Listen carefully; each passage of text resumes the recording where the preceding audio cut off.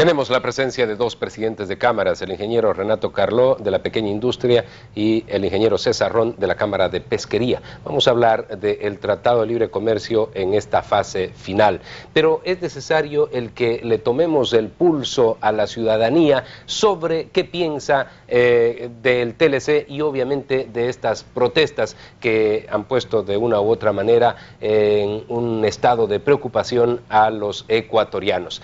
María Gabriela Camacho tiene esta información recogida en las calles. Debido a las constantes protestas y al cierre de las principales carreteras del país por grupos indígenas que protestan en contra del Tratado de Libre Comercio, es oportuno saber qué opina la ciudadanía y si están o no de acuerdo con realizar una consulta popular. ¿Qué piensa acerca de la gente que ha cerrado las carreteras porque está en desacuerdo del TLC? Que eso está mal hecho, eso deben intervenir las autoridades respectivas para evitar ese problema para la ciudadanía. No estoy de desacuerdo en eso porque no pueden paralizar el país. Eso es una maniobra política, que algún político sucio está atrás de todo esto. Eso es un absurdo porque si ellos mismos no saben qué es lo que reclaman, el único perjudicado es el país porque no hay comercio. ¿Está de acuerdo que la gente cierre las carreteras para protestar en contra del TLC? No, porque imagínense, todo sube, todo está más caro y no, creo que con el paro no consiguen nada, antes este país no avanza. Definitivamente que no, lo que pasa es que mucha gente lo hace porque no entiende, para ellos realmente lo hacen mecánicamente. Entonces no sabe de qué se trata, pero lo que hace es cerrar las carreteras. No, por nada, porque en realidad baja totalmente la producción del país. O sea, es algo insólito, no me parece. ¿Está de acuerdo usted en que cierren las carreteras para protestar en contra del TLC? No, niña. No, porque afecta a todos los productos que llegan acá a Guayaquil. No me parece, pero deberían de decirlo de otra manera, o sea, de manifestarlo de otra manera. ¿Está usted de acuerdo en que la gente cierre las carreteras para protestar en contra del TLC? No, porque eso es perjudicial para la nación ecuatoriana. Deberíamos pensar que el Ecuador es uno solo. No estoy de acuerdo, porque tienen que saber qué es el TLC y cuáles son los beneficios y los no beneficios. No estoy de acuerdo con eso. ¿Por qué? Porque todo el país se estabiliza, pues todo se hace caro, somos perjudicados las mismas personas. No estoy de acuerdo. ¿Por qué? Porque es una mala forma de protestar siempre este país, siempre se en protesta y no hay solución. Debería buscarse otras alternativas. ¿Está bien que cierren las carreteras? No, para mí no, porque están construyendo, le hacen daño a otra gente que también tiene que movilizarse por toda clase de razón. Entonces, ellos están protestando por una cosa, pero entonces los usuarios son los que sufren por lo que ellos hacen. No, porque eso lo que está generando es más situación de conflicto, encarecimiento de los productos de primera necesidad. Lo que deberían darles a informar y a que conozca qué significa, qué beneficios trae y a qué nos va a llevar. ¿Usted cree que se debe dar una consulta popular para preguntar a la gente si está o no de acuerdo? Claro, es lo mejor. ¿Van a hacer caso a la consulta popular? No van a hacer caso, nunca. No, yo creo que no es necesario, sino que hay que saberlo negociar nomás para que sea algo favorable para nosotros los ecuatorianos. ¿Cree que se debe dar entonces una consulta popular para preguntar si la gente está o no de acuerdo? Las consultas populares quedan en nada. Lo mismo que sucedió con las autonomías quedó en nada. Tomadera de pelo para el pueblo. Por supuesto, claro, porque el pueblo también tiene derecho a opinar. Es oportuno porque mucha gente no está enterada de lo que es el TLC. ¿Cree que se debe dar una consulta popular para preguntar si la gente está o no de acuerdo con el TLC? Yo pienso que algunas veces se ha dado la consulta popular y no ha dado ningún resultado. En Cable Noticias informa María Gabriela Camacho. Muy bien, muy claro ese informe de María Gabriela Camacho, le tomó el pulso a la gente en las calles.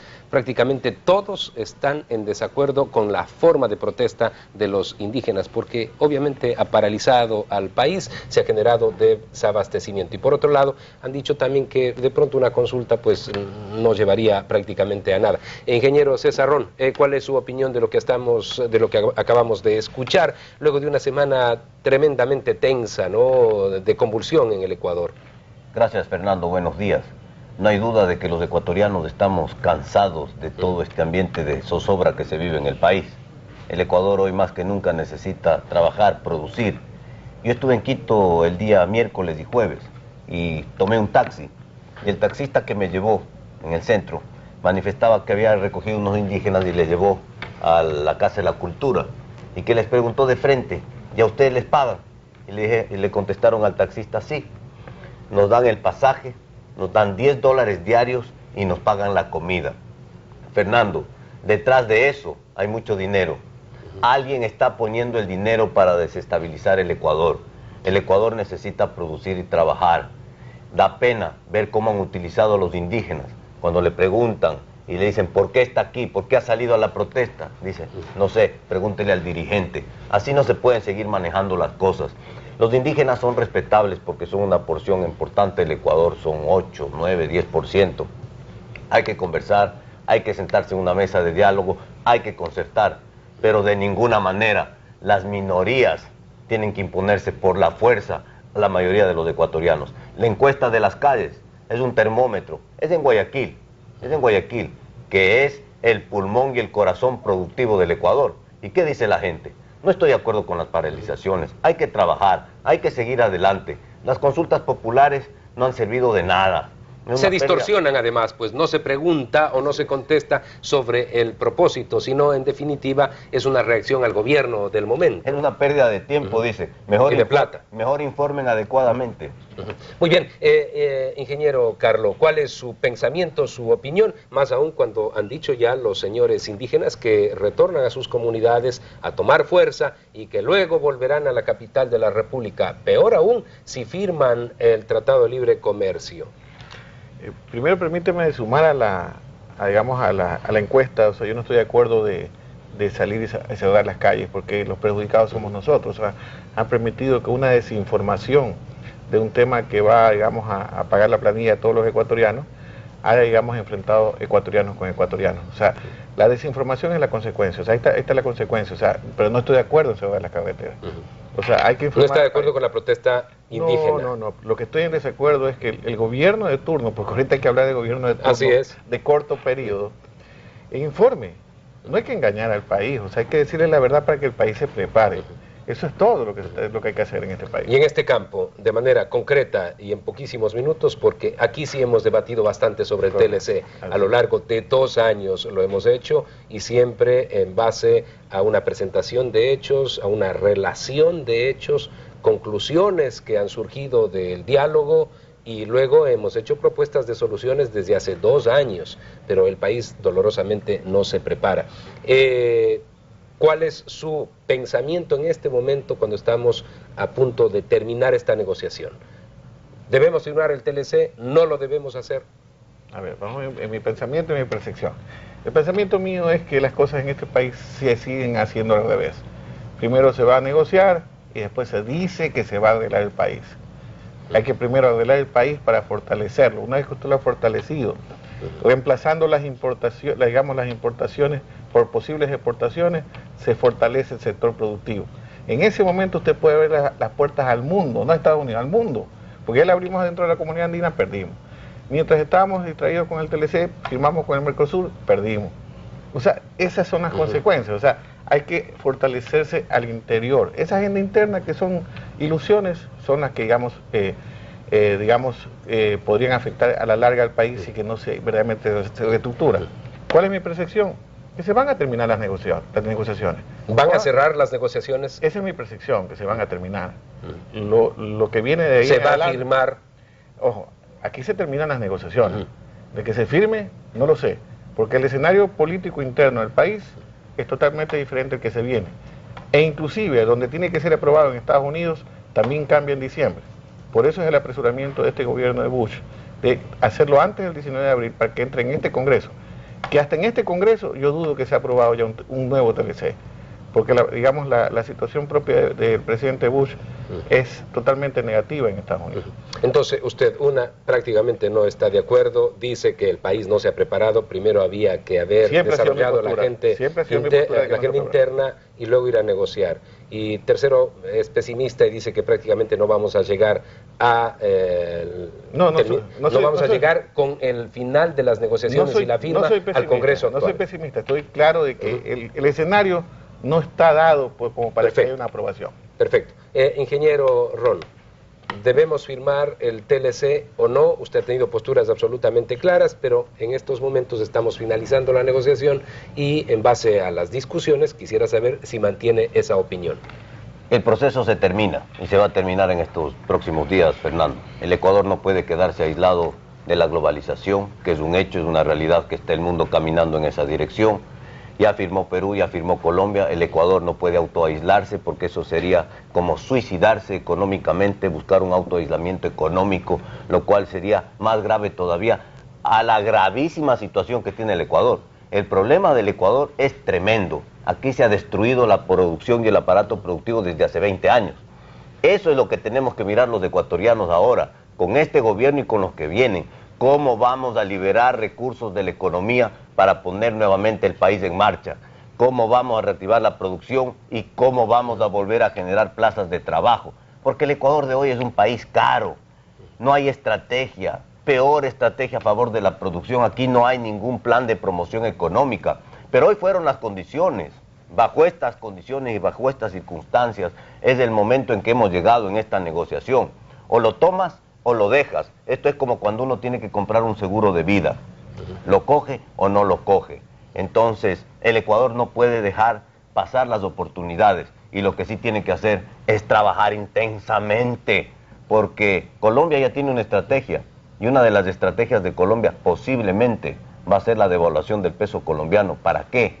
Para que su producción y sus exportaciones sean competitivas en vista de que Colombia ya firmó el Tratado de Libre Comercio.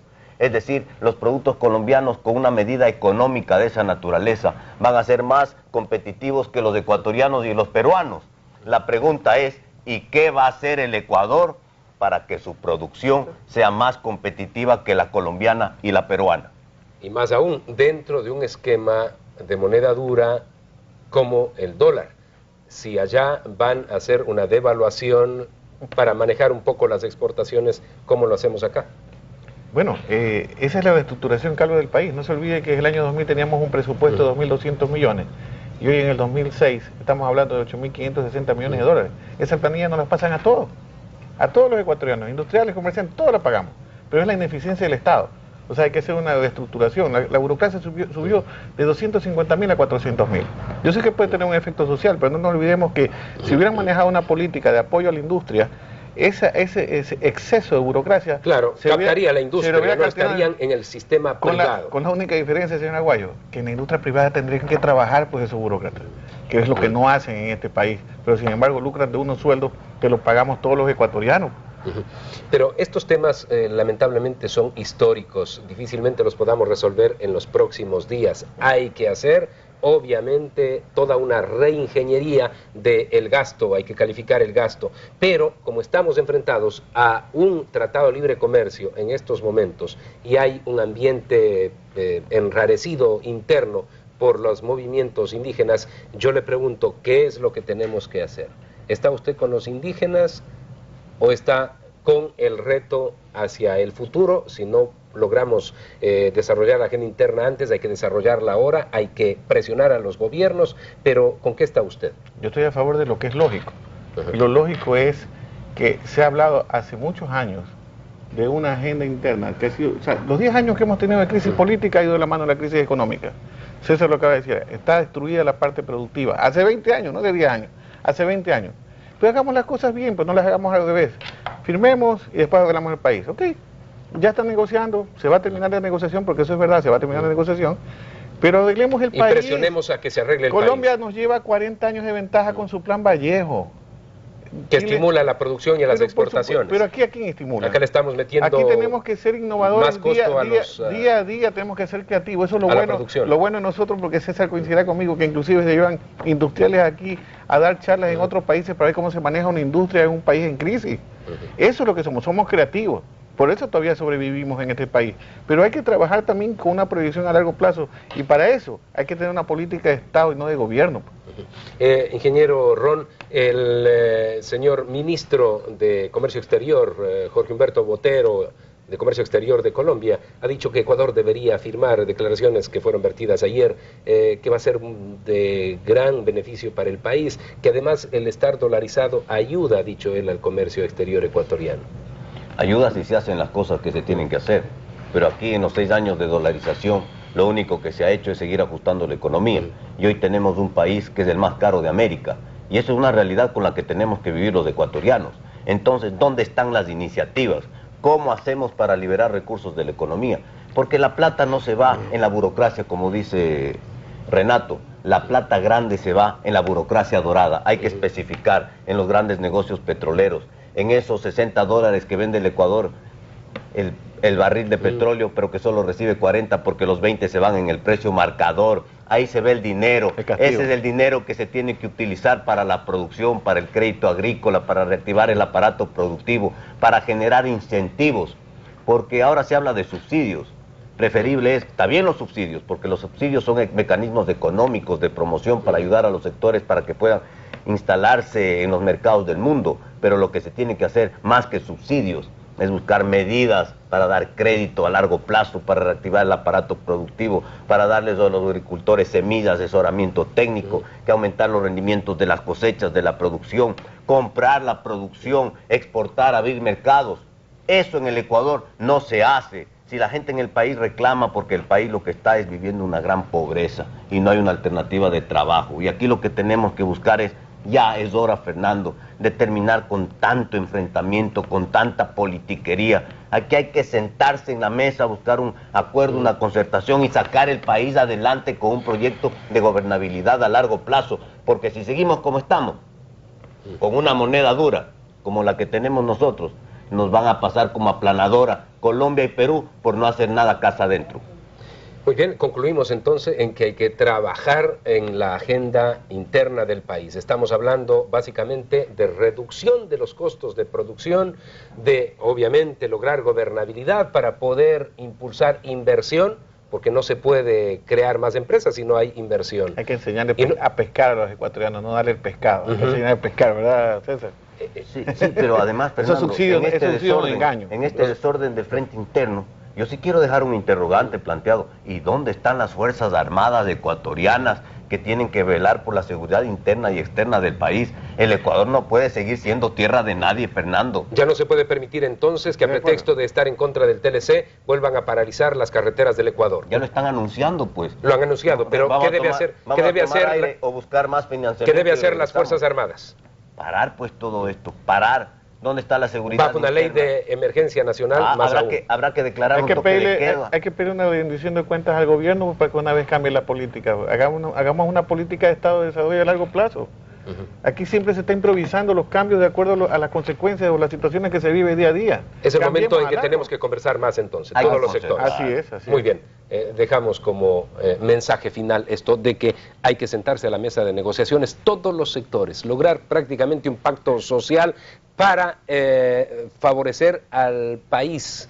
Ese pacto social que implique establecer reglas claras que nos lleven a concluir los grandes objetivos nacionales que finalmente han sido simplemente por allí algunos titulares o enunciados en discursos de hace 25 años, los grandes objetivos nacionales, y no hemos cumplido con ninguno de ellos. Amigos, nos veremos en el siguiente programa de Primera Hora. CN3 presentó